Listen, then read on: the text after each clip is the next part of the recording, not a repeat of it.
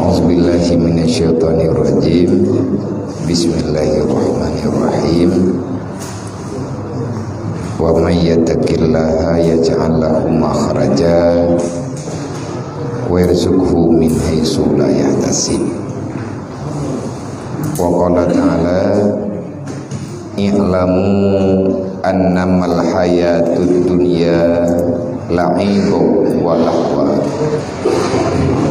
wa zinatun wa tafakhur bainakum wa takassur fil amwali wal aulad kama salil ghaisi a'jabal kufar nabatuhu summa yahiju fatarahu musfarra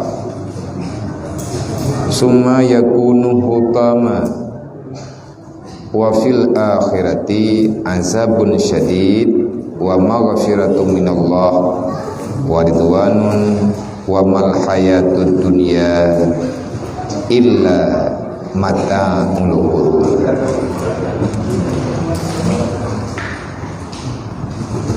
Wa qala Nabi sallallahu alaihi wasallam bil ilmi hayatul Islam wa bil jahli mawatul Islam. Wa qala Nabi sallallahu alaihi wasallam tarkul ta'allum min kabair. Allahumma rabbi shrah li sadri wa yassir li amri wahlul 'uqdatam min lisani yafqahu qawli. Allahumma zidna ilman nafi'an wa fahman wa alhiqna bis sholihin. Yang kita hormati Bapak Dandim, Bapak Kasdim, dan segenap para daramil yang ada di Kota Juang,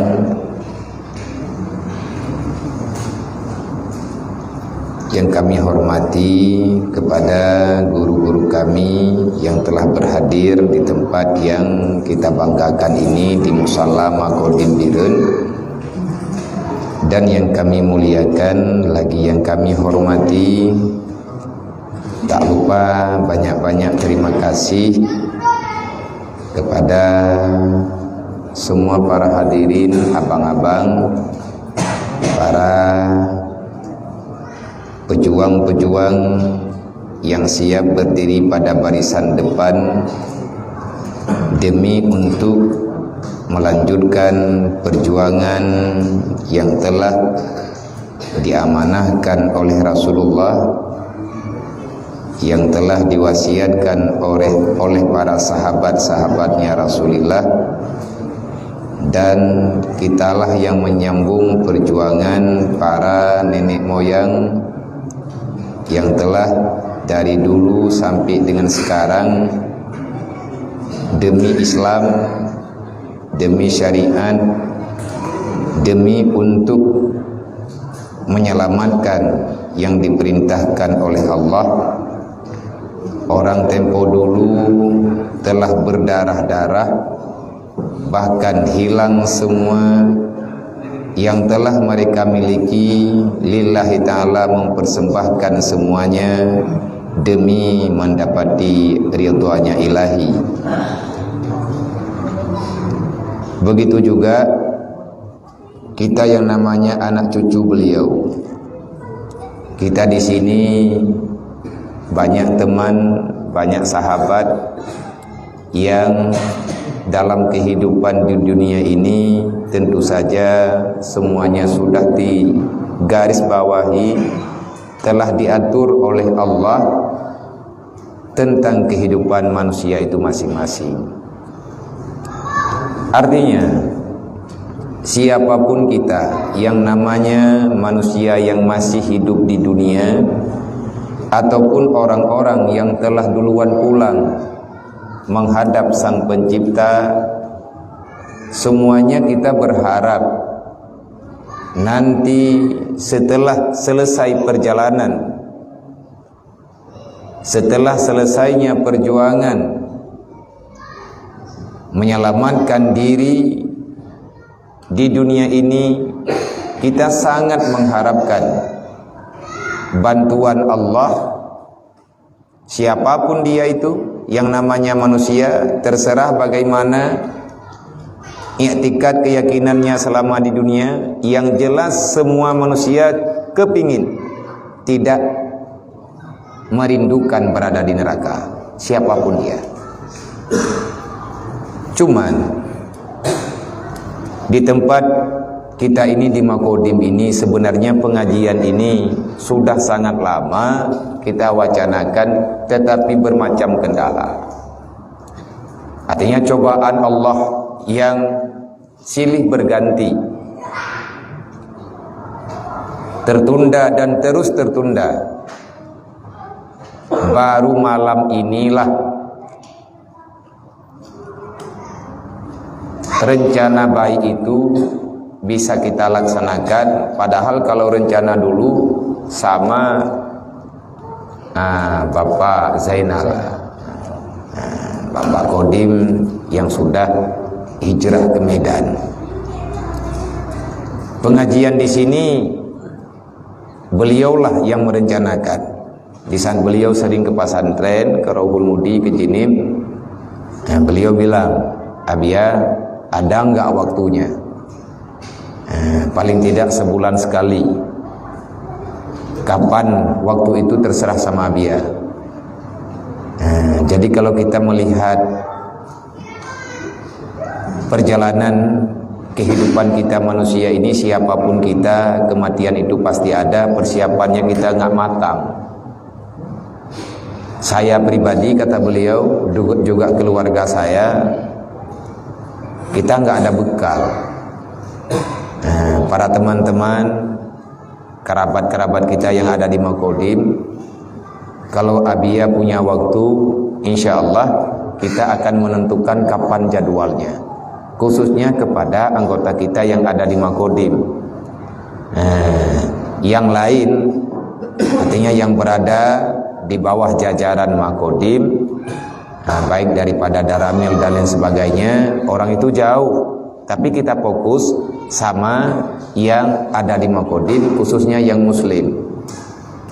Saya bilang sama beliau, kalau itu rencananya Bang, insya Allah akan kita usahakan supaya ada waktu.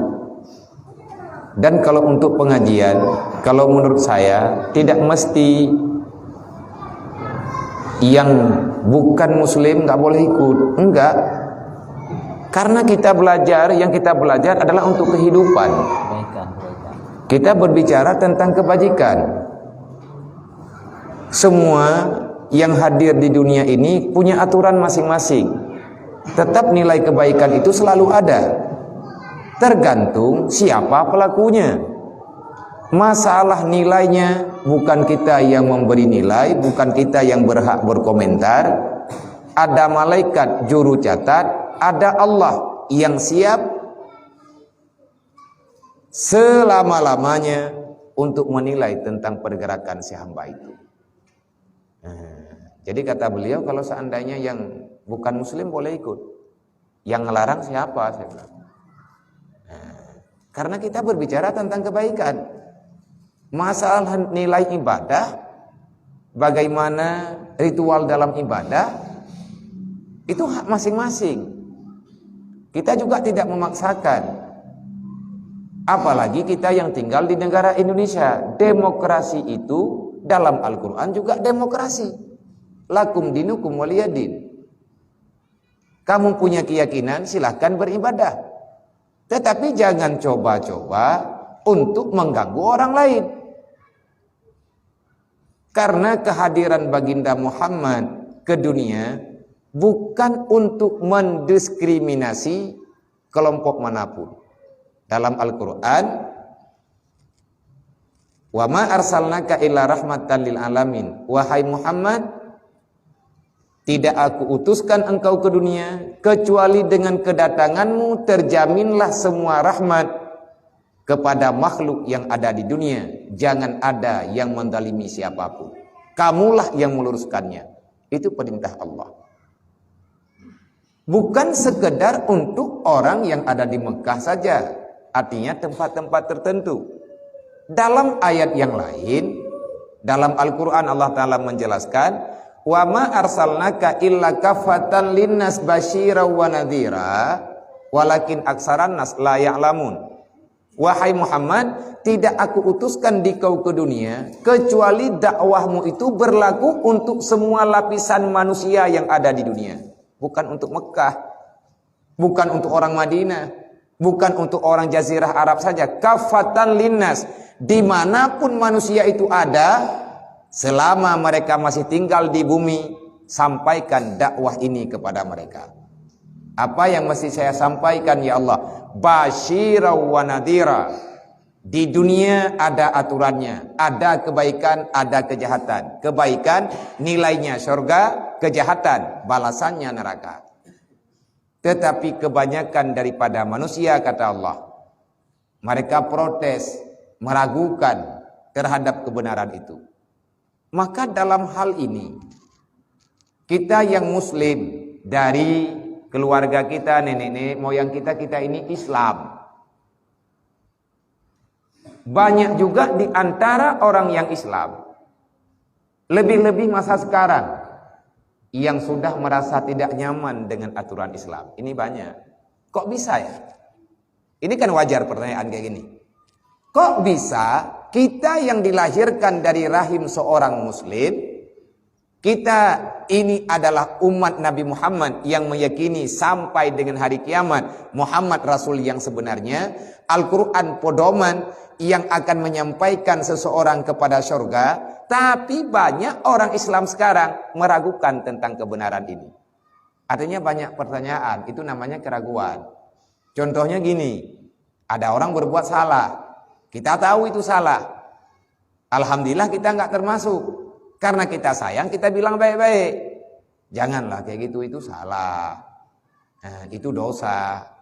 Memangnya kenapa, kata orang ini? Memangnya kalau dosa kenapa? Ya janganlah. Nanti Allah Ta'ala yang kita ngomong kayak gini sama-sama sesama Islam. Nggak boleh itu dosa. Kalau Allah tidak mengampuni nanti neraka. Ya udah, surga dan neraka itu kan bukan sekarang. Nantilah kita lihat siapa yang menjadi penghuni surga, siapa yang menjadi penghuni neraka. Artinya orang yang berbuat salah merasa tak salah, benar nggak akan dibalaskan dengan neraka. Ini namanya keraguan namanya. Bukan ragu dengan perbuatan, tetapi meragukan dengan perbuatan, bukan dengan perkataan. Ini sudah dalam level bahaya. Karena yang menjadi penghuni neraka itu bukan sekedar orang yang nggak sholat. Yang masuk neraka itu bukan perampok. Yang masuk neraka itu bukan orang yang nggak naik haji. Yang masuk neraka itu bukan orang yang mencuri, yang korupsi, berzina dan lain sebagainya. Tetapi semua daripada yang barusan kita sebutkan ada nilai nerakanya. Kalau Allah tidak mengampuni, pasti akan mendapati masalah besar nanti di hari kiamat. Terus yang menjadi penghuni neraka siapa? Allah memerintahkan Jibril untuk turun menghadap baginda Muhammad tempo dulu tentang penghuni neraka Wailun. Ada satu neraka pintunya Wailun, kita tahu itu. Dari masa kita sekolah SD itu sudah hafal. Neraka Jahanam, neraka Ladha, neraka Hawiyah, Lawamah, neraka Sa'ir, neraka Sakar, neraka Wailun. Bahkan dalam Al-Quran kan ada, kita juga hafal. Wailul likulli humadatil lumadatil lilladzi jama'a malahu wa'adada yahsabu anna malahu akhlada kalla la yumbadanna fil hutamati wa ma adraka mal hutama. Apa yang Allah Ta'ala bicarakan di situ? Dan siapa sebenarnya yang menjadi penghuni neraka Wailun? Mayoritas umat Nabi Muhammad yang berbuat salah, tempat mereka nanti di hari kiamat neraka Wailun. Karena neraka Wailun itu adalah neraka bagi para pendosa. Ciri-ciri yang mendiami neraka Wailun siapa? Yang menjadi penghuni neraka Wailun? Jibril menyampaikan pada Rasulullah, wa wailul lil ladzina amanu billah wa lam yuqda biqadaillah. Wahai Muhammad, sampaikan pada umatmu, sesungguhnya neraka wailun itu Allah Ta'ala peruntukkan bagi manusia-manusia yang beriman. Terkejut Rasulullah, kok bisa orang beriman masuk neraka? Biasanya berita-berita yang dulu yang masuk neraka adalah orang yang gak beriman. Kok ini orang beriman masuk juga? Ada masalah apa lagi? Kata Rasulullah, Muhammad, kesalahan mereka yang sudah beriman sehingga Allah Ta'ala mencalonkan dia itu dalam menjadi penghuni neraka wailun, walam yuqda biqadaillah. Dia beriman tapi sayang tidak mau menjalankan perintah Allah. Kalau ini yang dibicarakan oleh malaikat Jibril bersama Rasulullah, saya sendiri meyakini saya masih termasuk calonnya. Kalau yang lain saya nggak berani. Nah, kita yang di sini saya nggak berani. Tapi kalau seandainya abang-abang nanya, kalau menurut Abia di mana? Aku sendiri masih mengakui sampai dengan detik ini, saya salah satu daripada ahli daripada wailun itu. Nauzubillah min dzalik. Walaupun kita memohon, tapi jatah itu ada. Kenapa? Besar tanggung jawabnya. Disinilah kita perlu belajar. Kita perlu memahami agama, kita perlu memahami Islam. Jangan nanti kita juga ikut terlibat dalam kelompok orang yang ingin menghancurkan Islam dari dalam. Karena kuatnya satu negara, di saat aturan yang ada dalam negara itu jelas. Maka kadang-kadang, ini maaf, ini pengajian. Kita tidak mengkritik siapapun. Tetapi yang namanya kita orang beriman, kita harus mengkritik diri sendiri. Jangan sampai nanti kita menyalahkan orang lain. Ada orang yang mengatakan, saya dengar itu di media. Orang besar lah. Kata beliau, beliau juga, kata beliau, masalah baiknya satu negara, enggak baiknya satu negara bukan tergantung dari agamanya, tapi tergantung daripada budayanya. Senyum-senyum saya. Mau protes, enggak tahu karena saya dengar di YouTube. Mau protes sama siapa? Padahal dalam aturan yang benar, ad-dinu asasun, pondasi satu kehidupan adalah agama. Kalau kamu mau hidup, hidupkan agamamu. Kalau kamu mau tinggi, tinggikan agamamu. Kalau kamu mau mulia, muliakan agamamu. Kalau kamu ingin aman, amankan agamamu. Ad-dinu asasun, pondasi kehidupan adalah Islam. Pondasi satu negara adalah agamanya. Karena dunia ini diciptakan di atas aturan agama. Di saat agama tidak jelas, dunia rusak. Siapa yang mengatakan demikian? Bukan kita. Kita baca di Al-Quran. Dhaharal fasadu fil barri wal bahri bima kasabat edinas. Kan itu jelas. Kehancuran di langit dan kehancuran di darat dan di laut. Artinya kita selalu dalam musibah. Terjadi tenggelam kapal di laut lah. Terjadi banjir di darat dan lain sebagainya. Kenapa bisa terjadi? Sayyidina Ali menjawab, "Ma nuzilal bala illa bizambin wala rufyal bala illa bitaubatin." Tidak terjadi musibah kecuali manusia itu banyak salah, dan baru musibah ini hilang kalau seandainya kita semua sepakat untuk bertobat. Kapan musibah ini akan mundur? Kapan Allah akan mencabut kesusahan-kesusahan yang kita rasakan sekarang? Wala rufyal bala illa bitaubatin. Semuanya tidak akan pernah hilang kalau seandainya manusia masih bersikeras dalam berbuat dosa. Kalau kita bertanya, terus dosa itu apa? Dosa macam apa memang yang telah dilakukan oleh manusia sehingga balanya terlalu besar? Kita nggak menyalahkan orang lain, kita sendiri pun dosa. Apa yang kesalahan kita apa? Kita belum paham tentang agama. Kita belum menyelesaikan ilmu fardhu'in. Siapa bilang kita belum menyelesaikan ilmu fardhu'in? Tanda-tanda orang belum selesai ilmu fardhu'innya di mana? Ilmu fardhu'in itu ada 3. Fiqh, tauhid, tasawuf. Kalau kita masih merasa kurang senang terhadap kebahagiaan orang lain, itu berarti kita punya penyakit hati yang diistilahkan dengan hikdu ataupun dengki. Orang dengki itu tidak akan pernah masuk surga. Kenapa kita bisa dengki ataupun merasa tak nyaman, iri dengan kehidupan orang lain? Adakah yang mereka dapati bahagian daripada kita? Tidak. Karena Allah juga telah meyakinkan kita. Wa ma min dabbatin fil ardi illa 'alallahi rizquha. Semua makhluk yang hadir di dunia, rezekinya sudah ada dalam tanggungan Allah. Tetapi banyak manusia yang memang mereka beriman Islam tidak percaya. Kenapa tidak percaya? Karena takwanya belum sampai pada tingkatan itu. Sebenarnya yang mau menerima keputusan kayak gitu sebagaimana yang ada dalam Al-Quran siapa sih? Allah menjawab. Nah, kita nggak perlu baca ayat jauh-jauh. Dari surat Al-Baqarah sendiri kita mendapati jawaban. Alif Lam Mim. Zalikal kitabul la raiba fi hudal lil muttaqin. Al-Quran bukan berita yang patut untuk diperiksa ulang. Bertanya boleh, kita mengkaji Al-Quran boleh, protes yang jangan. Kenapa dilarang protes? Sebenarnya kita ini siapa kok berani protes Al-Quran? Terlambat kita protes Al-Quran sekarang. Kalau kita mau protes jangan sekarang. Kita harus lahir pada masa kelahiran baginda Muhammad. Di saat tidak setuju, waktu itu kita protes. Ya kan?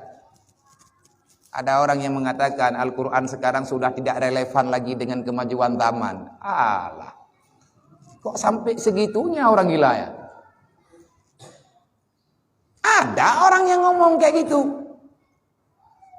Kenapa bisa terjadi hal demikian? Hudal lil muttaqin. Bukan manusia sembarangan yang bisa menerima Al-Quran dengan lapang dada.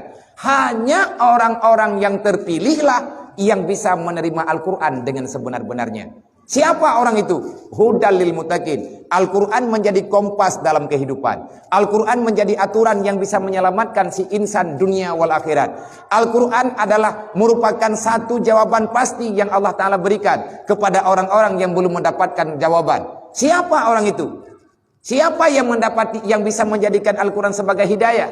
Muttaqin, hanya orang yang bertakwa kepada Allah. Dialah yang bisa mengambil hikmah daripada Al-Quran. Tapi bagi orang yang tidak takwa, Al-Quran juga yang menjawab. Karena kita tak mampu. Yang bisa menyempurnakan jawaban Al-Quran, Al-Quran. Yang bisa menyempurnakan jawaban Al-Quran paling kurang adalah hadis Rasulullah, bukan pendapat kita manusia. Walaupun ada dalam Al-Quran, Allah Ta'ala memerintahkan kita untuk musyawarat. Allah Ta'ala memberikan isyarat. Was'alu ahlal qaryah. Kalau kamu tak paham, tanyalah orang-orang yang paham. Artinya siapa saja yang lebih memahami di antara kita. Tetapi di saat kita bertanya tidak ada jawaban. Jawaban Allah Ta'ala apa? Fa'iza tanaza'tum farji' ilallah. Kalau kalian tidak mendapati jawaban yang dapat menenangkan jiwa kalian, farji' ilallah. Artinya kembalilah kepada Allah. Mohon petunjuk kepada Allah. Yang patah ni cah patah Aceh dah berapa? Bu patah ni cah mana mendu? Kabir rau. Tak ada gua tinggal Aceh patah Aceh nanti lah. Jadi alasan pertama yang bisa menerima Al-Quran dengan lapang dada adalah orang yang bertakwa. Orang yang bertakwa inilah yang ingin kita bahaskan. Artinya bagaimana caranya, apa kiatnya, bagaimana tata caranya, semampu yang bisa kita usahakan. Kita memohon sama Allah dengan bantuan para guru-guru kita. Semoga kita menjadi orang yang tidak sia-sia hadir ke dunia. Siapapun manusia yang hadir di dunia ini, semuanya ingin mendapati kebahagiaan. Tak ada orang yang kepingin susah, nggak ada. Tetapi kok bisa kita terus menerus susah melulu? Dari awal mula kita lahir sampai sekarang, kita belum merasakan senang yang sebenarnya. Pas gajian, senang 5 menit. 5 menit senang. Tanggal gajian, sebelum gajian, kita senyum-senyum. Pas gajian, cemberut lagi. Padahal kita dalam nikmat. Kok bisa susah? Allah memberi jawaban. Man a'rada an dzikri fa innalahu ma'isyatan dhankan. Kalau kalian berani meninggalkan daku, maka aku balaskan kalian. Kalian meninggalkan daku di dunia, aku balaskan juga di dunia, kata Allah. Balasannya apa? Fa innalahu ma'isyatan dhankan. Hidup kalian siang dan malam dalam kesusahan. Ini jawabannya. Lari daripada aturan Allah Ta'ala bagaimana? Kita tidak menampakkan diri kita orang-orang yang diperintahkan oleh Allah, antara lain wal takum minkum ummatun yad'u ilal khairi wa ya'muruna bil ma'ruf wa yanhauna 'anil munkar. Kalau kita ingin aman tenang dalam dunia ini, enggak ada masalah, bahkan bukan di dunia, sampai dengan hari kiamat kita ini pasti bahagia. Caranya bagaimana? Jadikan dirimu orang yang berdiri pada saf depan untuk menegakkan amar ma'ruf nahi munkar. Walaupun kode etik masing-masing aturan selalu ada. Dalam Al-Quran nggak boleh main hakim sendiri. Ini bukan aturan negara kita. Kan dalam aturan nggak boleh main hakim sendiri. Itu aturan siapa? Jangan main hakim sendiri. Bukan aturan manusia, aturan Allah. Iya memang. Allah Ta'ala membuat aturan kayak gitu. Jelas dalam Al-Quran. Ati'ullah wa ati'ur rasul wa ulil amri minkum wa ulil amri minkum. Taatlah kepada Allah, taatlah kepada Nabi, taatlah kepada pemimpinmu. Ini bermakna jangan kita arogan. Semuanya ada aturan. Semuanya ada keputusan. Selama keputusan itu sesuai dengan aturan Al-Quran, maka jalankan. Karena hidup di dunia ini tak lama. Banyak orang-orang hebat udah meninggal. Kalau kita sudah meninggal, cara pulang ke akhirat tetap sama. Nggak ada jalan lain. Cuman satu jalan untuk menuju ke akhirat. Mana jalan itu? Alam barzakh. Kuburan. Sebagaimana hadir ke dunia. Untuk proses hadir ke dunia, kita nggak bisa beli manusia. Nggak ada manusia beli online, nggak ada. Dan belum ada pabrik rakitan yang bisa merakitkan manusia. Siapapun yang hadir ke dunia tetap melalui dengan alam rahim. Diri pribadi kita ini semuanya kita mesti berada dulu di alam rahim. Ibunda kita lah menjadi sebab untuk kita hadir ke dunia. Siapapun dia, presiden sendiri, dia juga mesti tinggal di alam rahim. Setelah itu baru sampai ke dunia. Di dunia ini cuma 3 langkah, nggak banyak. Yang sudah kita lewati 1 langkah. Masa hidup, masa kehidupan yang diberikan Allah kepada kita cuma 3 langkah. 1 langkah berada di alam rahim. Langkah kedua berada di alam dunia. Langkah ketiga kita sudah berada di alam barzakh. Kalau untuk pulang tidak ada jalan lain, mesti dengan liang lahat. Nggak ada yang bisa pulang dengan jalur yang lain. Siapapun kita pasti akan pulang. Presiden Habibie, seberapa hebatnya beliau? Sekarang beliau di mana? Alam barzakh. Ngapain di sana? Wa inna ilaina turja'un. Siapapun kamu pasti akan berhadapan dengan mahkamahku, kata Allah. Apa yang bisa kita andalkan? Kan nggak ada. Pangkat jabatan jenderal sendiri meninggal karena Malik maut. Israel itu nggak ada urusan karena beliau itu malaikat, bukan tipenya manusia. Makanya nggak ada urusan apapun. Sebanyak apapun ajudan yang ada, yang kita miliki di dunia, tetap tidak akan bisa mencegah langkah para malaikat. Cuman kita ini sedang mempersiapkan diri semampu. Hanya Allah yang bisa membantu. Kapan pertolongan Allah Ta'ala itu datang? Di saat kita benar-benar beribadat dan kita mengakui diri kita ini selalu dalam bertobat kepada Allah. Nah, terus sambungan sedikit lagi. Al-Quran ini menjadi petunjuk, artinya menjadi kompas. Karena kita hadir ke dunia ini, kita dilahirkan, cuman kita dilahirkan saja di dunia. Lahir di dunia, kehidupan kita bukan di dunia. Kita akan hidup di akhirat kelak. Transit kita di sini. Kehidupan yang benar nanti pada hari kiamat. Awal mula kehidupan akhirat, kita masuk di alam kuburan. Karena alam ini ada 3. Alam rahim, alam dunia, alam akhirat. Ataupun alam barzah. Masuk dalam alam barzah, itu pintu masuk kepada alam akhirat. Sebagaimana kita mau masuk ke dunia, kita mesti melalui dulu dengan pintu rahim. Allah memberi gambaran kepada orang-orang yang beriman. Wa nunazzilul Qur'an ma huwa shifaa wa rahmatun lil mu'minin wa la yazidud dhalimina illa khasara. Untuk apa Al-Qur'an itu diturunkan ke dunia? Jawaban yang ada di sana, kami turunkan Al-Quran supaya menjadi obat bagi mereka-mereka yang membutuhkan obat. Siapa orang yang membutuhkan obat? Tidak ada manusia yang tak sakit. Tak ada makhluk yang tak butuh. Siapapun dia pasti membutuhkan obat penawarnya. Yang paling parah sakit kita adalah sakit hati. Penyakit yang ada di dalam inilah yang membawa seseorang itu terjebak dalam neraka. Persoalan susah dalam dunia itu sementara, tapi susah di sana selama-lamanya. Kalau kita telah mati, bukan makna sudah selesai masalah. Kematian adalah awal kehidupan. Al-mautu huwa hayyun la mauta ba'dahu. Kematian adalah kehidupan yang sebenarnya, yang setelah kita hidup kali kedua tidak akan pernah ada mati selama-lamanya. Karena di alam kuburan itu namanya saja alam. Berarti yang namanya alam itu ada kehidupan.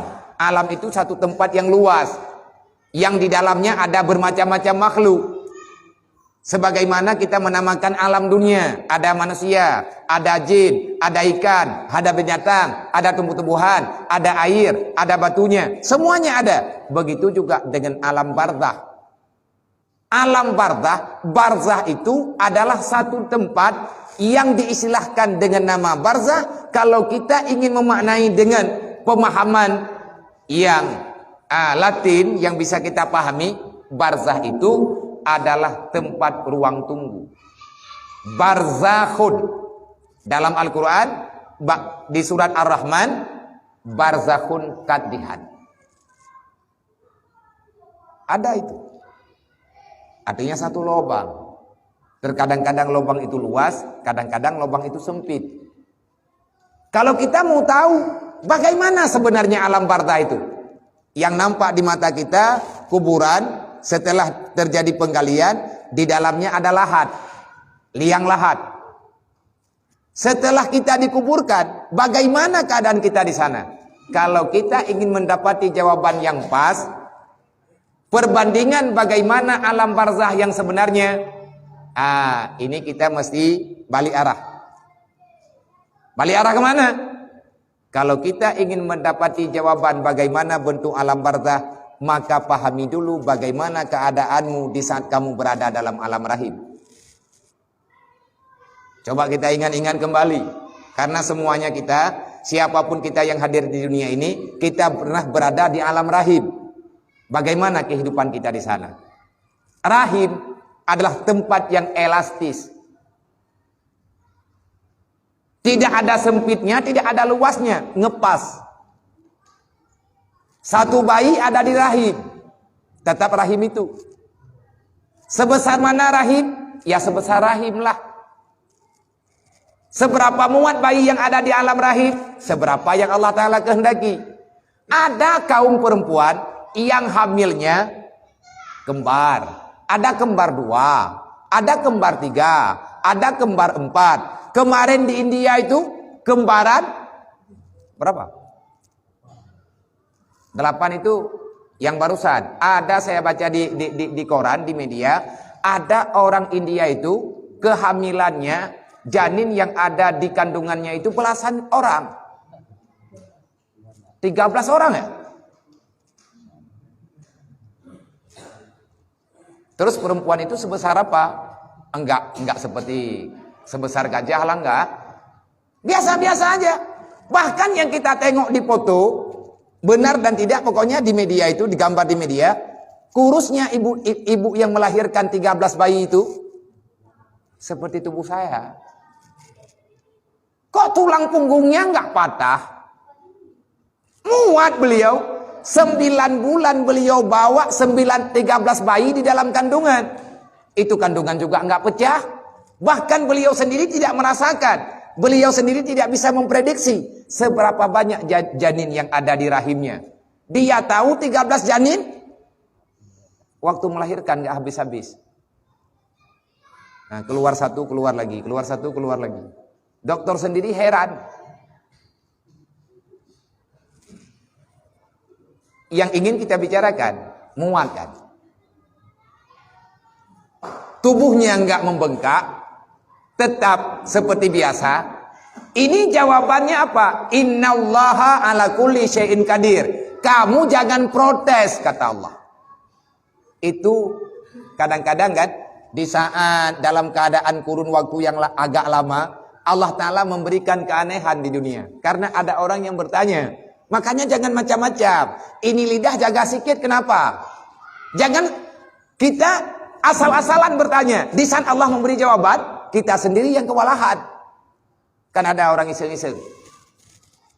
Ini kembar nggak? Kata dokter nggak kembar. Kalau kembar gimana ya? Kalau seandainya bayi yang ada di kandungan itu 3 bayi, muat nggak ya? Orang sudah meragukan, muat apa enggak? Allah memberi jawaban, muat. Nampak di dunia ini ada. Ada orang yang mentakdirkan lagi. Jadi kok enggak dempet ya? Kan ada istilah, akhirnya ada istilah lagi, kembar siam. Yang anaknya berdempetan. Tubuh mereka menyatu. Yang lain kok enggak menyatu? Ada manusia yang bertanya, kalau seandainya anak yang ada dalam kandungan ini berdempatannya, gimana kehidupan mereka? Allah melahirkan dalam keadaan dempet. Makanya jangan, inilah yang biasa kita katakan enggak ada. Ada kita ngomong, jangan ngomong sembarangan lah, perkataan itu doa. Nah. Makanya semuanya mesti dijaga. Kalau kita mau tahu bagaimana kehidupan alam kuburan, kita mesti membayangkan bagaimana kehidupan di alam rahim. Waktu kita tinggal di dalam alam rahim, waktu kita masih dalam kandungan ibu kita masing-masing, kita juga punya butuh makanan. Makanan yang kita makan itu apa? Adalah darah hid, darah kotor daripada darah hid ibunda kita sendiri, itu yang jadi makanan kita. Beliau makan, beliau minum, dengan kehendak Allah, makanan dan minuman itu berubah menjadi darah, dan itu makanan kita. Kalau sudah masuk dalam alam kuburan, kita juga butuh makanan. Makanan apa kita? Makanan apa kita? Makanan yang kita makan di sana apa? Makanannya adalah amalan kebajikan. Ada orang yang ngirim, alhamdulillah, nggak ada, itunya yang susah. Maka ini kita sendiri, siapapun kita punya orang tua. Ada yang masih hidup, ada yang sudah meninggal. Nah, biasa malam Jumat sama dia.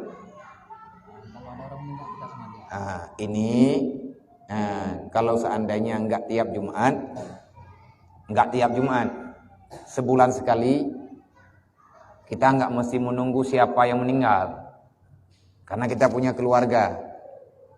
Apa setelah salat maghrib langsung kita sama dia dulu, nggak usah lama, 3 kali 7 kali cukup.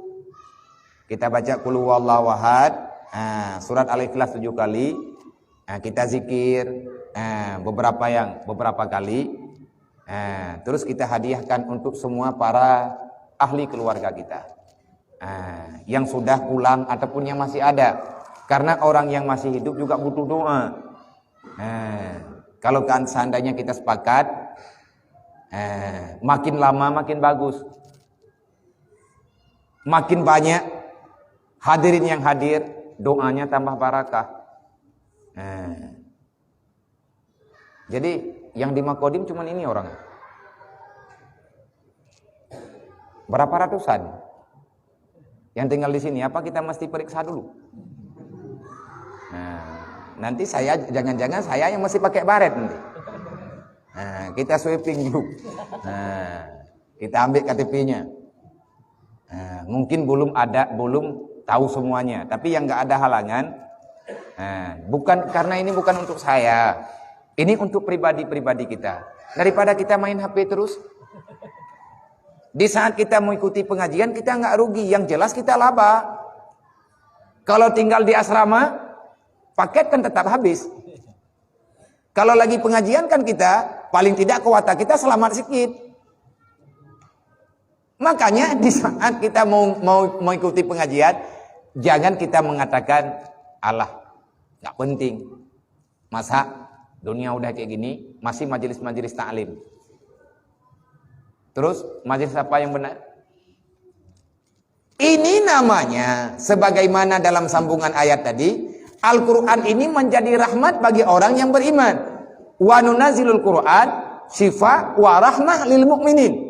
Al-Quran menjadi obat penenang bagi orang yang beriman. Tapi sayang, kata Allah, wala yadidud dhalimina illa khasara. Bagi para ahli dosa, makin banyak ayat Al-Quran yang kita baca, makin jelas pemahaman yang kita sampaikan, mereka tambah benci, bukan senang, malah makin benci. Wala yadidud dhalimina illa khasara. Bagi orang yang zalim, siapa orang yang zalim? Setelah mereka tahu itu dosa, tetap mereka lakukan. Walaupun dosa itu urusan belakang. Yang penting lakukan dulu. Masalah dosa nanti kita taubat. Bagi orang yang sudah mengambil kesimpulan kayak gini, Al-Quran hanya menjadi bumerang dalam kehidupan mereka. Kan itu bahaya. Bahaya bagi pribadi kita. Maka saya pribadi, ini saya mohon maaf, dalam majelis ini bukan saya yang terbaik, enggak.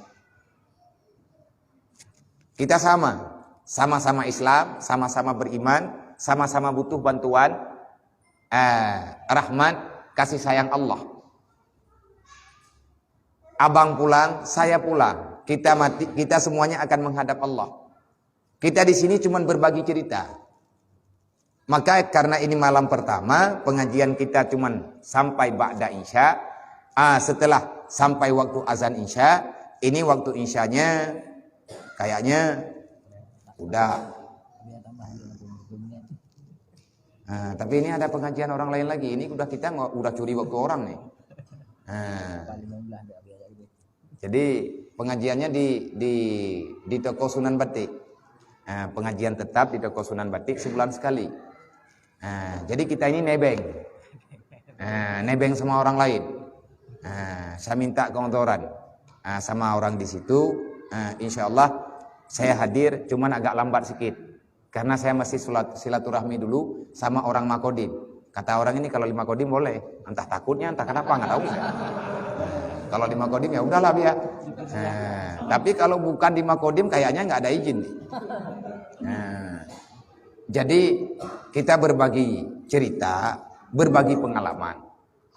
Kelebihan yang ada sama abang, berikan sama saya. Apa yang ada sama saya, kita saling berbagi yang namanya kebaikan. Karena tujuan kita di sini, hadir ke dunia ini, siapapun, kita tidak kepingin menjadi orang susah. Kita ingin menjadi orang yang bahagia. Bahagia itu di saat kita tenang jiwa. Kalau seandainya jiwa kita nggak tenang, sebanyak apapun harta yang kita dapat, kita tetap tidak akan bahagia. Ini jujur. Dulu, di saat kita masih latihan, sebelum lewat kayak gini, kita sebelum jadi prajurit, kita susah. Kapan selesainya ini? Kapan selesainya? Terus saja terus menerus dalam pikiran kita, kok nggak lewat-lewat, besok pagi latihan lagi, lari lagi, macam lagi, duduk lagi, jongkok lagi, macam lah. Kita pikir kalau sudah selesai latihan, kita aman. Coba tunjuk tangan siapa yang sudah senang benaran di sini. Saya ikut abang aja. Yang sudah nggak ada susah sedikit pun, yang sudah benar-benar tenang, yang nggak ada lagi keluh kesahnya di dalam kehidupan. Nggak mungkin itu, bang. Dunia ini memang tempat susah. Rasulullah sendiri telah menjelaskan, ad-dunya zarul hadzan. Dunia ini tempat penuh dengan kesusahan. Ad-dunya darul wahan. Dunia ini tempat penuh dengan penyiksaan. Kenapa? Dunia memang kayak gini. Sehebat apapun kita bisa mengumpulkan dunia ini tetap seperti dunia. Kita juga bahagian daripada dunia. Siapa yang menghimpunkan dunia, itu seumpama orang yang ingin menangkap bayangannya. Nggak mungkin. Kan nggak ada kita bisa mampu menangkap bayang kita sendiri. Di saat kita berjalan di siang hari, ada bayangan yang keluar daripada tubuh kita. Makin kita lari, dia juga lari. Kita diam, dia diam. Kapan bayangan itu hilang? Di saat kegelapan. Kapan dunia ini hilang? Di saat masuk kuburan. Itu jawabannya. Sebelum kita masuk kuburan, bayangan-bayangan itu tetap ada. Bayang-bayang itu akan terus hadir dalam jiwa.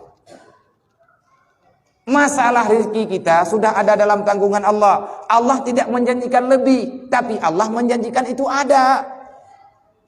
Kalau kita kurang percaya, berarti kita sendiri yang meragukan tentang Al-Quran. Itu membuktikan iman kita belum kuat, takwa kita belum benar.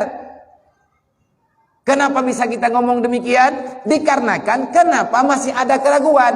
Intinya, ragu tak ragu tergantung takwanya. Takwa itu ada setelah benar dalam pengamalan. Iman, keyakinan. Kalau beriman, kita ini semuanya beriman.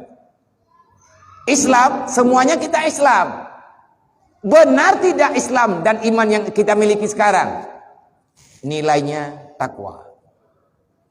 Takwa itu bisa kita dapati di saat kita tidak jenuh-jenuh, tidak bosan-bosan mengikuti yang namanya majelis agama, majelis ilmu. Jangankan kita ini manusia yang belum tahu rimbanya. Kita belum tahu bagaimana kehidupan kita di alam barzah. Jangankan di alam barzah, besok pagi aja kita belum bisa menjamin bagaimana kehidupan kita.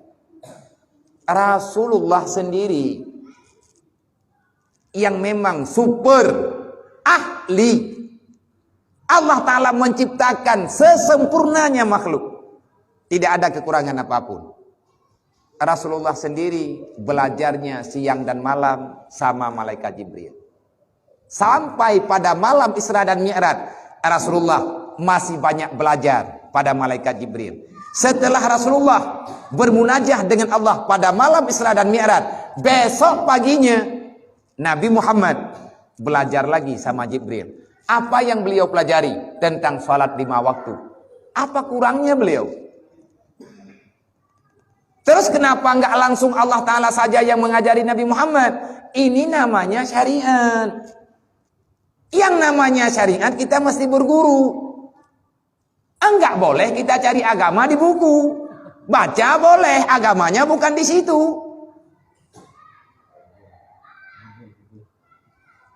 Karena kalau ada yang nggak kita paham, kita mau tanya sama siapa? Tanya sama Google. Saya sudah sering nanya sama Google. Kadang Google itu yang bisa ngomong. Google, nama kamu siapa? Nah, kalau lagi stres saya ada ngomong sama Google. Google, rukun Islam berapa? Tahu dia, ada 5. Nah, kamu udah syahadah belum? Saya nggak diprogram, kata dia. Oh, kurang ajar kau. Nah, orang lain bisa diajari, tetapi di saat kita mau bertanya, nggak ada jawaban. Itulah mesin namanya. Kita ini ciptaan Allah. Tempat kita di sini cuman sementara. Tugas yang paling aman di dunia, kalau kita benar-benar kepingin, apa yang mesti kita lakukan supaya kita bisa aman di dunia? Kalau seandainya kita bertanya itu, jawabannya paling singkat. Rasulullah memberi jawaban, innama bu'istu mu'aliman. Aku diutuskan ke dunia, tugasku mengajari manusia tentang ketauhidan, tentang makrifat jiwa dengan Allah. Tugasku menyampaikan tentang syariat. Innama bu'istu mu'aliman. Aku diutuskan hanya untuk mengajari kalian, dan aku juga belajar sama malaikat Jibril. Kalau Nabi sendiri belajar, kok kita ini lebih pandai daripada Rasulullah? Ini yang jadi pertanyaan besar. Kalau seandainya kita nggak belajar, selamat nggak? Bukan kita saja yang nggak selamat. Kedua orang tua kita nggak bakalan selamat. Kalau memang nggak sayang sama orang lain, nggak apa-apa. Nggak sayang sama saya juga nggak minta. Tapi yang saya mohon, sayangi orang tua kita. Apa urusannya orang tua sama saya? Kan saya sudah besar. Walaupun kita sudah meninggal, jangankan kita udah besar, sampai kita meninggal, orang tua kita nggak selesai tugasnya sama Allah. Tanggung jawabnya dengan Allah. Waliyahsyalladina law taraku min khalfihim dzurriyyatan dhi'afa. Jelas Allah telah mewanti-wanti, bahaya, hati-hati, jangan senang dulu kata Allah. Rasakan kalian dalam kesusahan kalau seandainya setelah kalian pulang, di belakang kalian ada darah kalian yang tinggal di dunia. Artinya anak keturunan kita. Law taraku dzurriyyatan dhi'afa. Kalau kalian punya keturunan tinggal di dunia, ayah bunda kita meninggal, kita sekarang yang menggantikan orang tua kita. Posisi kita sebagai anak dhi'afa, kita tidak paham agama. Yang berbahaya siapa? Khafu alaihim, kata Allah sama orang tua kita. Takut olehmu kalau anakmu belum paham agama. Kenapa? Kamu mesti bertanggung jawab. Kenapa saya mesti bertanggung jawab ya Allah? Karena mereka itu memang anakmu, tapi mereka adalah hambaku. Kamu juga hambaku. Tugasmu wala tamutunna illa wa antum muslimun. Jangan mati dulu kalau kamu belum bisa memastikan kematianmu benar-benar dalam Islam. Ini siapa yang bisa menjamin? Kita bisa menjamin kematian kita dalam Islam. Kita mati dalam keadaan husnul khatimah. Kan gak ada jaminannya. Tapi Allah telah melarang. Wala tamutunna illa wa antum muslimun. Haram kamu pulang kalau kamu tidak membawa iman. Haram kamu pulang kalau kamu tidak membawa Islam sebagaimana yang telah aku berikan kepadamu. Kullu mauludin yuladu al fitratil Islam. Semua anak yang dilahirkan ke dunia, siapapun dia, anak siapapun, laki dan perempuan, kalau lihat dia lahir ke dunia, di saat belum sampai akil baliknya, kata Rasulullah, kullu mauludin yuladu al fitratil Islam. Siapapun anak yang lahir ke dunia, baik muslim ataupun bukan, ibundanya muslim ataupun bukan, kalau dia masih bayi, yuladu al fitratil Islam. Semuanya dilahirkan dalam keadaan suci tanpa ada dosa. Yang Allah Ta'ala pesankan sama orang tua kita, aku titipkan anakmu, tapi ingat dia itu hambaku. Aku titipkan padamu, dia tak punya dosa. Jangan coba-coba dia pulang membawa dosa. Kalau kita pulang membawa dosa, jangan pernah kita bermimpi akan bertemu dengan rahman Allah dan mendapati syafaat Nabi Muhammad. Itu cuma mimpi. Wa may yarju liqa'a rabbi falyamal amalan shaliha wala yusyrik bi ibadati rabbih ahada. Siapapun kita sangat mengharapkan akan bertemu dengan ridha Allah. Kalau benar-benar kita yakin akan bertemu dengan Allah, tugas kita orang manusia yang yakin bertemu dengan Allah. Saya rasa kita semua di sini kita yakin akan dengan kematian. Kita yakin yang bahwa kematian itu akan datang sama kita. Kita tidak menafikan kematian. Walaupun kita sekarang masih was-was. Kalau saya mati gimana? Yang jelas lari daripada kematian, gak ada alasan. Gak ada jalan keluar daripada kematian. Untuk mati syaratnya hidup, bukan sakit. Bukan kena peluru. Bukan kena tabrak. Bukan karena tua dan lain sebagainya. Syarat mati, hidup. Kita hidup, di depan kita cuma mati. Kullu nafsin zaikatul maut. Kamu telah hidup? Ya, tunggu saja kematianmu. Alasan untuk mati cuma hidup. Sekarang kita hidup, maka di depan kita yang ada hanyalah kematian. Apa yang mesti kita persiapkan? Kita yakin akan bertemu dengan Allah. Semuanya kita meyakini akan ada kematian. Karena lari daripada kematian itu mustahil. Kul innal mauta alladzi tafiruna minhu fa innahu mulaqikum. Sehebat apapun kamu tidak akan bisa lepas daripada kematian. Itu kata Allah. Kita terbang ke langit. Ada berita pilot meninggal lagi dalam penerbangan. Kan ada. Lagi bawa pesawat, meninggal deh. Memangnya Malik Maut itu ataupun malaikat Israel dia bisa terbang? Kecil dunia ini. Manusia yang hidup di dunia dalam keadaan susah. Kenapa kita susah? Kalau selalu memikirkan dunia tetap susah. Karena dunia tempat kesusahan. Kalau ingin nyaman tenang hidup di dunia, kita masih di dunia, tapi pikiran kita jangan lagi di sini. Kita harus pandai-pandai sedikit. Nah, apanya? Tinggal di dunia, pikiran kita ke akhirat sana. Bagaimana kehidupan kita nanti setelah kita didapati oleh kematian, bagaimana kehidupan kita di alam barzakh, bagaimana kita nanti pada hari kiamat masuk surga ataupun enggak, disinilah tempat penentuannya. Surga neraka itu ada padamu, jalannya juga kita yang pilih. Kalau kata Rasulullah, likulli syai'in tariqun, kemanapun kamu berjalan, tentu saja ada jalan yang kamu pilih supaya lebih cepat sampai ke tempat tujuan. Begitu juga menuju ke surga. Wa tariqu ilal jannah al ilmu, jalan menuju dalam surga, ilmu agama. Kalau kita memilih neraka, juga ada jalannya. Jalannya apa? Kata Rasulullah, wa tariqu ilan nar al jahlu. Kalau kalian kepingin ke neraka, biarkan diri kalian berada dalam kebodohan. Insya Allah sampai ke neraka. Na'udzubillah min dzalik. Semoga bulan depan kita usahakan semoga kita dipertemukan untuk kali kedua. Semoga. Kalau seandainya dipanjangkan usia, sebelum Ramadan ini kita ada kesempatan bertemu sekali lagi. Dalam pertemuan kali kedua nanti kita aturkan waktu, kita periksa dulu. Saya sendiri akan memeriksa ada waktu apa enggak. Kalau seandainya ada, nanti saya ngomong sama Bang Amsal, sama Tengku Rijal, sama Bapak Kodim sendiri. Nanti kita buat pengajian penutup sekalian dengan sama diahnya, kita buat ada acara syukuran sedikit sambil kita menyantuni yatim piatu yang ada di Makodim, khususnya yang di sini, dan adik-adik kita yatim piatu yang ada di sekitaran ini. Paling tidak mereka kita berikan untuk sekilo daging lah. Uangnya dari mana? Kita cari sama-sama. Yang penting itu amalan kebaikan. Itu sebagai amal kita sendiri.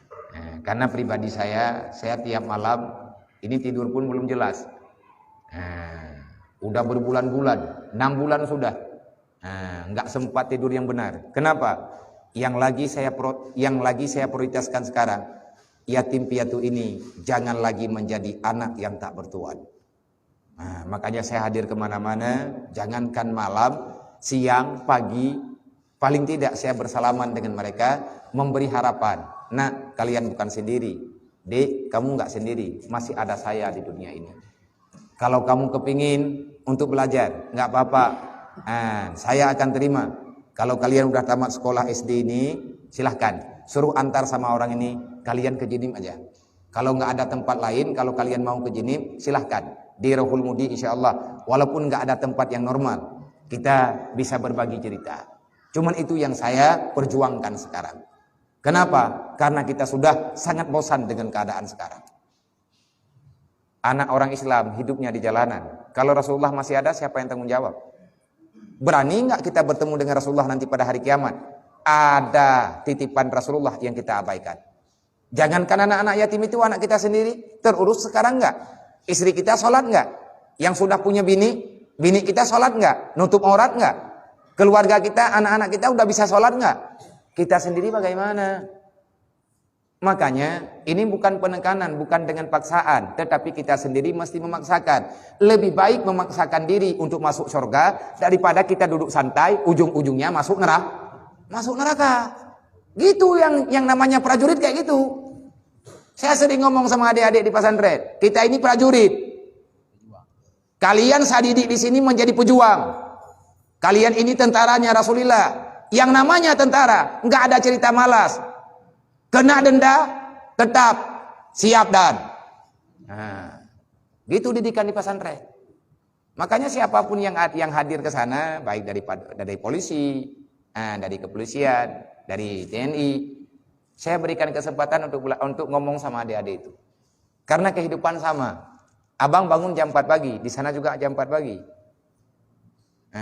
Cuman baju aja yang beda. Kalau senjata sama-sama ada. Abang punya senjata, saya juga punya. Oh, berarti Abia ini punya senjata juga. Ada. Ad-du'a usilahul mu'minin. Abang punya senjata yang bisa dipegang. Saya juga punya senjata. Senjata saya apa? Doa. Doa lebih kuat daripada senjata.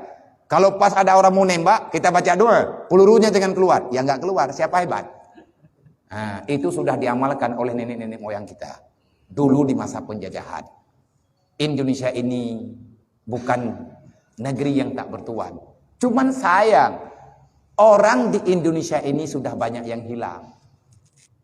400 tahun terjadi peperangan, lebih kurang 400-an.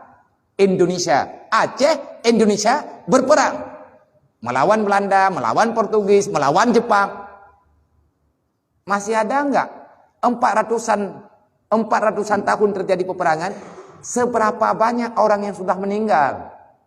Ilmu sudah terbawa kepada alam kuburan. Makanya hidup kita orang Indonesia sekarang menjadi manusia yang hidup tiada pegangan. Kenapa? Orang pandai-pandai udah pulang semua. Orang hebat-hebat udah pulang semua. Tetapi kita jangan pesimis. Setiap manusia ada masanya. Setiap masa ada orangnya. Sekarang masa kita, ini bukan masa Jepang. Ini bukan zamannya Belanda. Kita juga manusia. Sekarang negeri ini, agama ini ada di tangan kita. Mau kita bawa kemana? Keputusannya ada di tangan kita. Mau kita buat baik, ya baik. Mau kita hancurkan, ya hancurkan. Orang yang telah duluan, udah pulang. Ini masa kita. Gimana kita membawa dunia ini, negara ini ke depan? Makanya saya semangat. Karena tujuan kita sama. Hubbul watan minal iman, cinta tanah kelahiran, itu bahagian daripada keimanan. Berarti kalau namanya sebahagian daripada iman, kita nggak boleh lepas daripada Islam.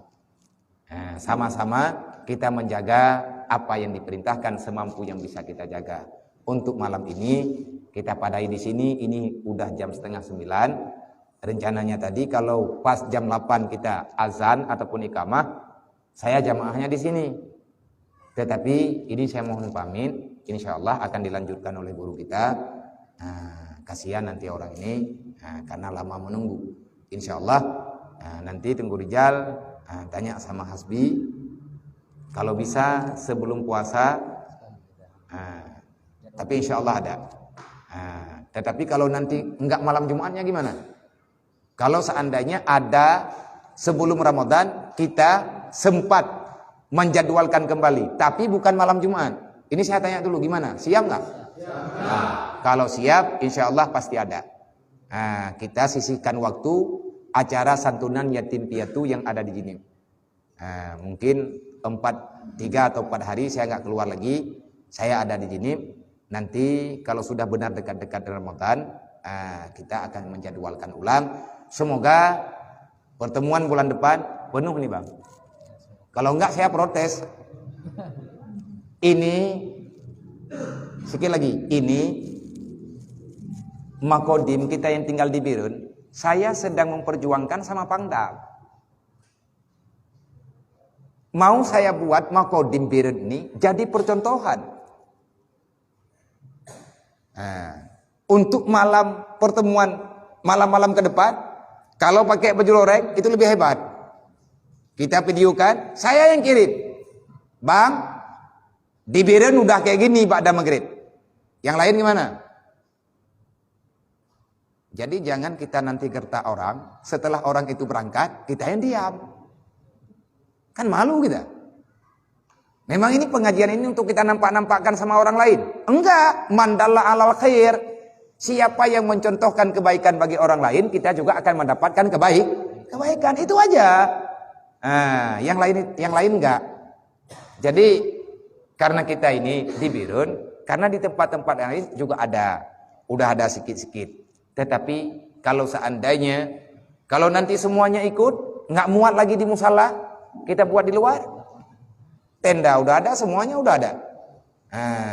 Jadi biar nampak yang bahwa semangat itu ada. Lebih-lebih kita ini orang TNI. Orang yang memang berada langsung pada barisan depan dari dulu-dulunya. Semoga kita mampu, semoga Allah memberi hidayah, semoga Allah Ta'ala memberi maunah, semoga Allah Ta'ala memberi maghfirah kepada kita dan kepada keluarga kita. Amin ya rabbal alamin. Assalamualaikum warahmatullahi wabarakatuh.